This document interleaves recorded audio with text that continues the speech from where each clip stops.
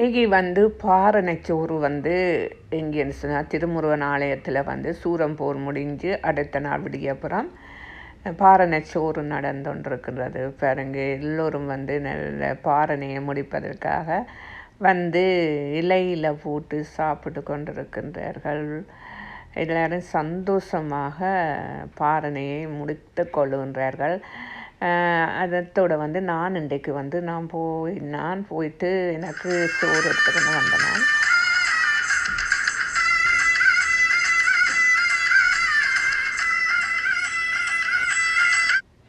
வணக்கம், எல்லா தமிழ் உள்ளங்களுக்குமே காலை வணக்கம். இன்றைக்கு வந்து நாங்கள் என்னென்னா சுறுசுறுப்பாக முட்டிகொள்ளணும் தோஞ்சிட்டு இன்றைக்கு பாறை சோறு எடுக்க போகிறோம். பாறை முடிக்க போகிறோம். இன்றைக்கு வாங்க உள்ளுக்க போய் பார்ப்போம் எப்படி வாழையில சோறு போட்டு சாப்பிடுவோம். அவ்வளோ நாளும் தோஞ்சு கொண்டே இருந்தேன். நாங்கள் தோஞ்சு கொண்டே கோயிலுக்கு போகிறபடியா இன்றைக்கு விடிய ஒழும்பினோடனே தோஞ்சு குளித்து எல்லாம் சுத்தமாக இன்றைக்கு கோயிலுக்கு போனாச்சு.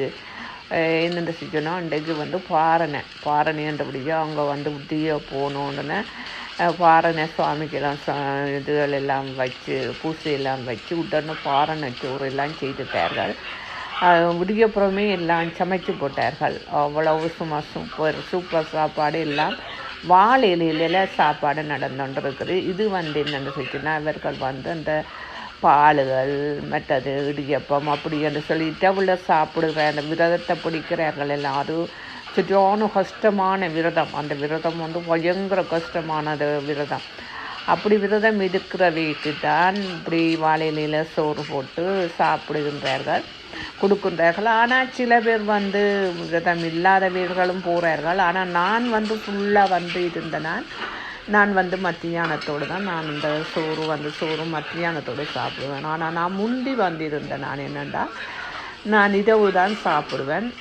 அதுவும் ஒரு சொட்டு தண்ணி கூட குடிக்க மாட்டேன். இப்போ என்னென்னு சொன்னால் குளிர் இருந்தபடியாக இது முடிஞ்சுது. அந்த ஒரு வருஷம் இருக்குது. இவ்வளோ வருஷத்துக்குள்ளே நாங்கள் கந்த சட்டி பிடிச்சிடுவோம்னு ஒரு 6 வருஷம் இருக்குது. அந்த 6 வருஷத்துக்குள்ளே நாங்கள் கந்த சட்டி பிடிச்சிட்டோம்னு சொன்னால் அதுக்கு பிறகு நாங்கள் மத்தியானத்தோடையே அதை முடிச்சு கொள்ளலாம்.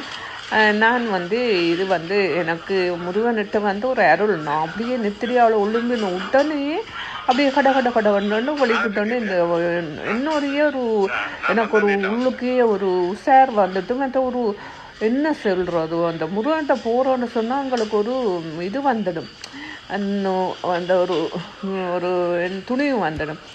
நான் நேற்றும் அப்படித்தான் துக்கியம்மன்கிட்ட போகிறதுக்காண்டி என் ஃப்ரெண்டுகிட்ட கேட்டால் வந்து ஓகே வாங்க போவோம்னு சொல்லி போட்டு கடகடாண்டு ஒரு 5 மணிக்கு ஒளிமின்னாங்க. சூரம்பூருக்கு போய் சேர்ந்துட்டேன். அதே கணக்கு இதுவும் வந்து நான் ஒரு 5 மணிக்கு தான் ஒளிம்பினான். ஆனால் நான் எக்ஸ்பிரஸில் போன முடியும் கொண்டு போய் பக்கன சுவாமி உள்ளுக்க போயின உடனே அப்போ அங்கே உள்ளுக்க ஐயாட்ட போய் பூசையெல்லாம் செய்து போட்டு அர்ச்சனையெல்லாம் செய்து போட்டு வந்து அங்கே போய் கொண்டிருக்க சாப்பாடு இலையில் நடக்குது. ஆனால் இலையில் நடக்கிறது நான் என்னென்னா கொஞ்சம் விடிய சோத்தை எடுத்துக்கொண்டு நான் வந்து மத்தியானம் சாப்பிடுவோம் பாறைனையே மத்தியானம் முடிப்பேன்.